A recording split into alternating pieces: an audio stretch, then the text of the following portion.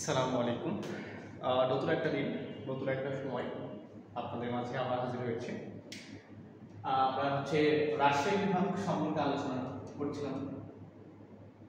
আমরা ঢাকা বিভাগ শেষ করেছি। আজকে রাজশাহী বিভাগ গত একটা ক্লাস নিয়েছি। আজকে রাজশাহী বিভাগের পরের অংশগুলো জানবো। রাজশাহী বিভাগ।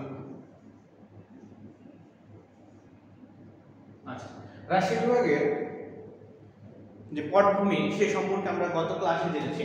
আজকে রাজশাহী বিভাগের ভৌগোলিক অবস্থান সম্পর্কে জানার চেষ্টা করব। ভৌগোলিক অবস্থান, ভৌগোলিক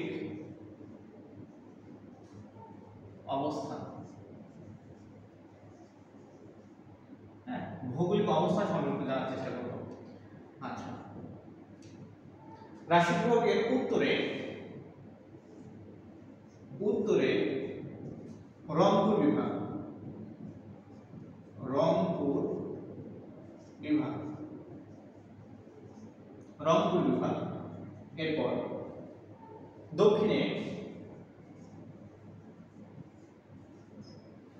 দক্ষিণে খুলনা বিভাগ, খুলনা বিভাগ।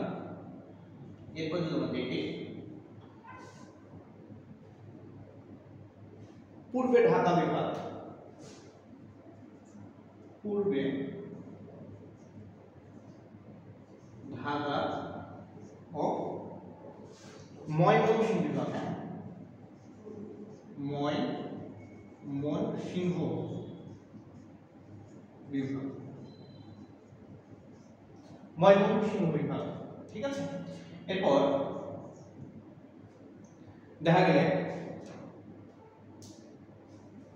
বরিশাল, চট্টগ্রাম ও সিলেট বিভাগের কয়েকটা ডিস্টার্ব করছে। বরিশাল,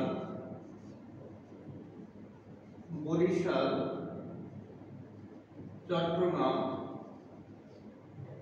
ও সিলেট বিভাগের সাথে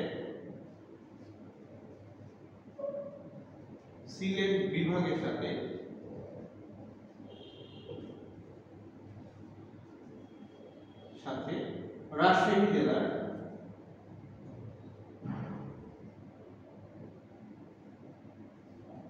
জেলার কোন সীমানা নেই, হ্যাঁ, কোন সীমানা নেই। দেখুন আমরা রাজশাহী বিভাগ ভৌগোলিক অবস্থান, উত্তরে রংপুর বিভাগ, এরপর দক্ষিণে খুলনা বিভাগ, পূর্বে ঢাকা ও ময়মনসিংহ বিভাগ, বরিশাল, চট্টগ্রাম ও সিলেট বিভাগের সাথে রাজশাহী জেলার কোনো সীমানা নেই। ঠিক আছে, এটা হচ্ছে রাজশাহী জেলার ভৌগোলিক অবস্থান। আজকে পর্যন্তই।